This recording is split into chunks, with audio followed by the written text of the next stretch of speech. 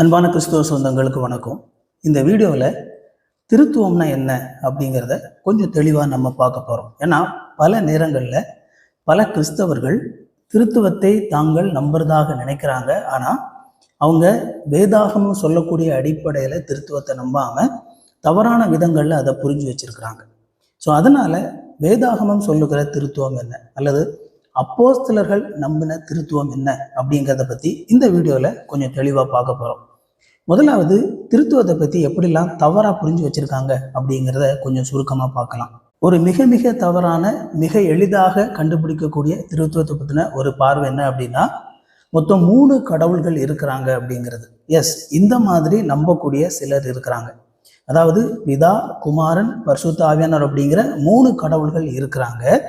ஆனால் அந்த இடத்துல ஒரு தேவன் தான் இருக்கிறாரு, அல்லது நாங்கள் எல்லாம் ஒன்றாக இருக்கிறோம் அப்படின்னு சொல்லும்போது எந்த அர்த்தத்தில் இது சொல்லப்படுது அப்படின்னா, அவங்க ஒரே மனதுள்ளவர்களாக இருக்கிறாங்க, அவங்க ஒரே சிந்தை உள்ளவர்களாக இருக்கிறாங்க, அவங்களுக்குள்ள எண்ணங்களில் எந்த விதமான மாறுபாடும் இல்லை, ஒரே விதமான நோக்கத்தோடு அவங்க செயல்படுறாங்க, அதனால நாங்கள் ஒன்றா இருக்கிறோம் அப்படிங்கிற அந்த அர்த்தத்தில் சொல்லப்படுகிறது என்கிற நம்பிக்கை உள்ள ஒரு சில பிரிவினர் கூட இருக்க தான் செய்கிறாங்க. ஆனால் நம்ம வேதாகமத்தினுடைய அடிப்படையில் நம்ம பார்க்கும்போது வேதாகமம் மிக தெளிவாக சொல்லுகிறது, 3 கடவுள்கள் இல்லை அப்படிங்கிறத தெளிவாக சொல்கிறத நம்ம பார்க்குறோம்.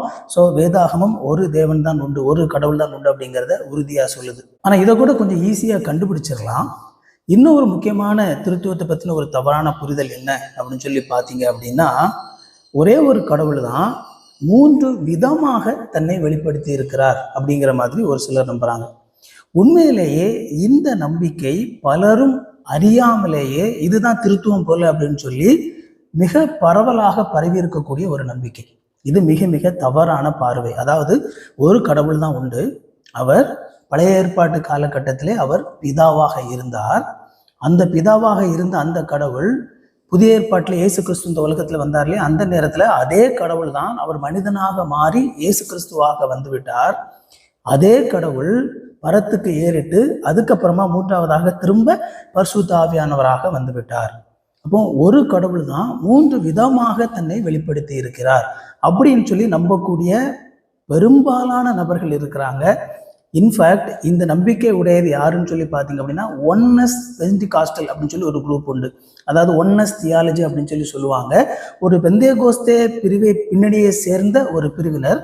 இவங்க தான் இந்த நம்பிக்கை உடையவங்களா இருக்கிறாங்க. ஆனால் பிரச்சனை என்ன அப்படின்னா, இப்படிப்பட்ட இந்த நம்பிக்கை உடைய இவர்கள் சர்வசாதாரணமாக உண்மையான திருத்துவ நம்பிக்கை உள்ள மக்களோடு கூட கலந்து இருக்கிறாங்க.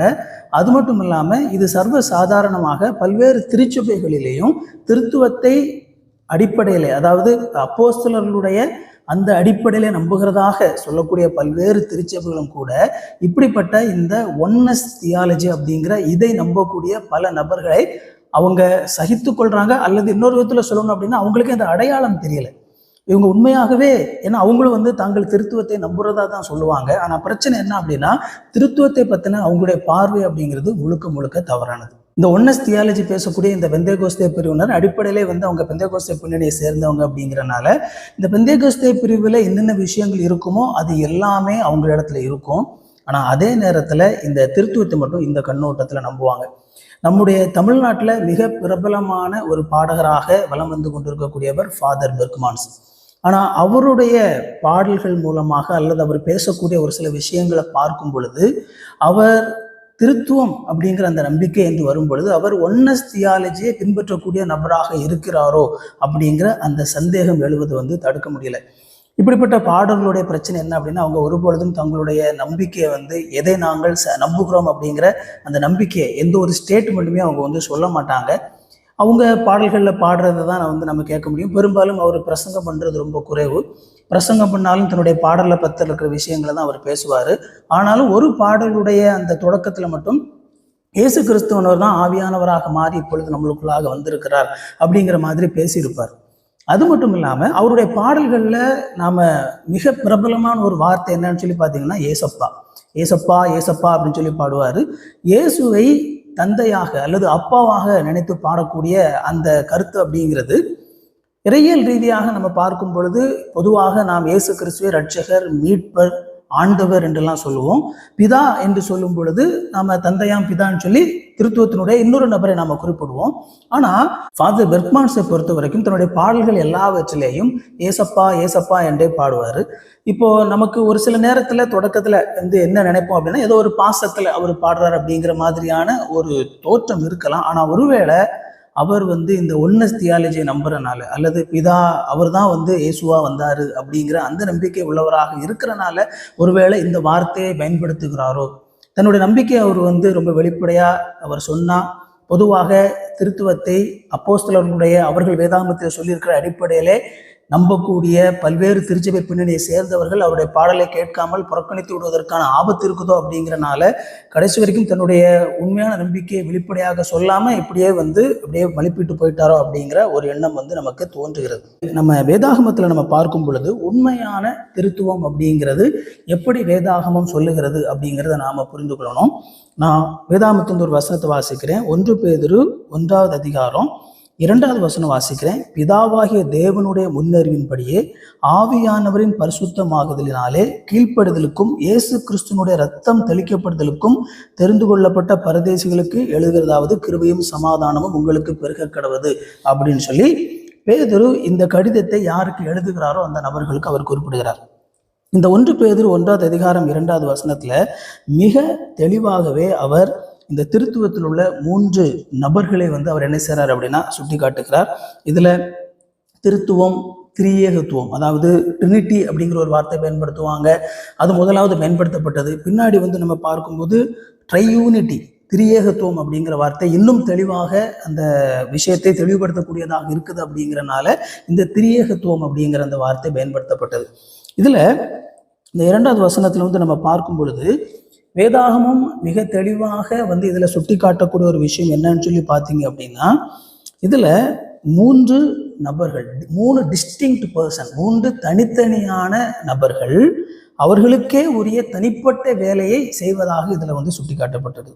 பிதாவாகிய தேவனுடைய முன்னறிவின்படி அவருக்கு இருக்கக்கூடிய அந்த ரோல் சுட்டி காட்டப்படுது. ஆவியானவரின் பரிசுத்தமாக்குதலினாலே ஆவியானவருக்கு கொடுக்கப்பட்டிருக்கிற அவர் எடுத்துக்கொண்டிருக்கிற அந்த ரோல் அதுல சொல்லப்படுது. அடுத்தால நீங்க பாத்தீங்கன்னா இயேசு கிறிஸ்துவனுடைய ரத்தம் தெளிக்கப்படுதலுக்கு தெரிந்து கொள்ளப்பட்டவங்க, இயேசு கிறிஸ்து என்ன செய்தார் அப்படின்னு சொல்லி. அப்போ நம்ம அப்போஸ்தலர்கள் அப்படின்னு சொல்லி வரும் பொழுது அவர்கள் கடவுளை எப்படி நம்பினாங்க அப்படின்னா, வேதாகமத்தின் தேவன் எப்பொழுதுமே ஒரு திரியேகத்துவ தேவனாகத்தான் இருக்கிறார் அப்படிங்கிறத நம்பினாங்க. அதாவது ஒரே தேவன் உண்டு, அந்த ஒரே தேவனுக்குள் அல்லது அந்த ஒரே தெய்வத்துவத்துக்குள் 3 தனித்தனி நபர்கள் இருக்கிறார்கள். இதுதான் அப்போஸ்தலர்களுடைய நம்பிக்கை. ஒரு தேவன் தான், அதுல எந்த விதமான மாற்று கருத்துமே கிடையாது. ஒரு கடவுள் தான் உண்டு. ஆனா அந்த ஒரு கடவுள் பொதுவாக ஒரு நபர் அப்படின்னு சொல்லி நம்ம சொல்லும், ஒரு ஆள் அப்படின்னு சொல்லி சொல்லும் பொழுது அந்த ஒரு ஆள் அப்படிங்கும்போது அது ஒரு நபர் தானே உள்ள இருக்கணும் அப்படிங்கிறது தான் நம்முடைய மனித பார்வை. ஆனா வேதாகமம் எப்பொழுதுமே ஒரு தேவன் தான் உண்டு, ஒரு கடவுள் தான் உண்டு. அந்த தெய்வீகத்துக்குள், அந்த கடவுளுக்குள் 3 டிஸ்டிங்க்ட், 3 தனித்தனியான நபர்கள் இருக்கிறாங்க. பிதாவாகிய தேவன், குமாரனாகிய தேவன், பரிசுத்த ஆவியாகிய தேவன்.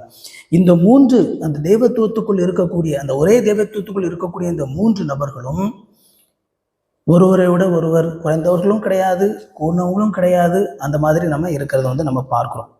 நம்ம ரொம்ப இன்ட்ரெஸ்டிங்காக மத்தேயு 28ல் ஒரு அற்புதமான ஒரு வசனத்தை மத்தேயு எழுதியிருப்பார்.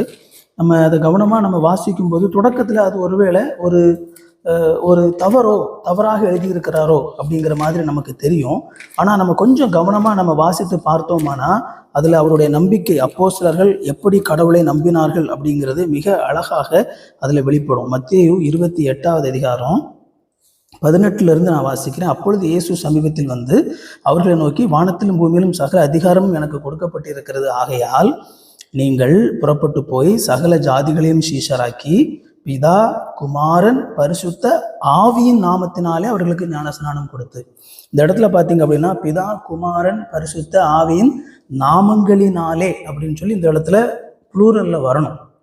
ஆனால் அப்படிதான், அப்படி ப்ளூரல்ல வந்தால் தான் அது இலக்கண அடிப்படையில் சரி. ஆனால் நம்ம முதல்ல ஒருவேளை வாசிக்கும் போது இலக்கண அடிப்படையில் தப்பா எழுதிட்டாங்களோ அப்படிங்கிற மாதிரி நமக்கு தோணும். இலக்கண அடிப்படையில் அவங்க தவற எழுதல.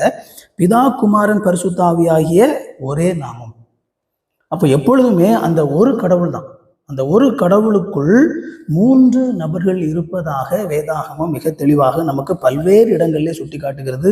இந்த திரியேகத்துவம் அப்படிங்கிறது நம்ம பேசுகிற இந்த மத்தேயு 28:19 கூட இருப்பதை நமக்கு அது சுட்டி காட்டுது. அது மட்டும் இல்லாமல் இயேசு கிறிஸ்துவனுடைய ஞானஸ்நானம் அது நிகழக்கூடிய நேரம் திரியேக தேவன் தன்னை அழகாக வெளிப்படுத்தக்கூடிய ஒரு நேரம். அங்கே பார்க்கும் பொழுது இயேசு கிறிஸ்து அங்கே ஞானஸ்நானம் எடுக்கிறது நம்ம பார்க்கிறோம். அப்படி எடுக்கும் பொழுது இவர் என்னுடைய நேசகுமாரன், இவர் மேல் பிரியமாயிருக்கிறேன் அப்படின்னு சொல்லி வானத்தில் இருந்து ஒரு சத்தம் கேட்பதை நம்ம பார்க்கிறோம். அப்போ பிதாவாகிய தேவன் அங்கிருந்து அவர் பேசுகிறார்.